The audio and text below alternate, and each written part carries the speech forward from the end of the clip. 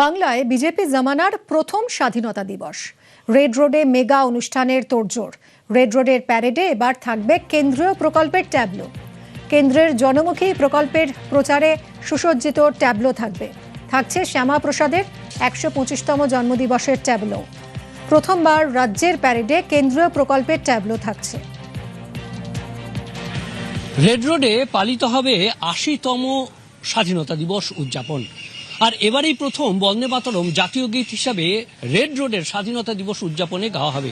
তবে এবারে শ্যামাপ্রসাদ মুখোপাধ্যায়ের ১২৫তম জন্ম জয়ন্তী, আর সেই জন্য একটি ট্যাবলো সুসজ্জিত করা হচ্ছে।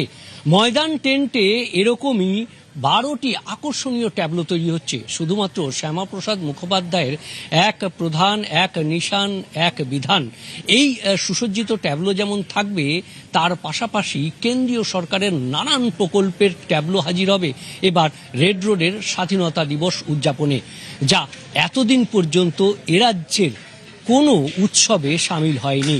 আয়ুষ্মান ভারত থেকে শিক্ষা, স্বাস্থ্য, নানান কেন্দ্রীয় সরকারের যে সমস্ত জনমুখী প্রকল্প, সেই জনমুখী প্রকল্পের জয়গান গেয়ে যে প্রকল্পের ট্যাবলো, সেই আকর্ষণীয় ১২টি ট্যাবলো এবার স্বাধীনতা দিবসের উদযাপনে রেড রোডে।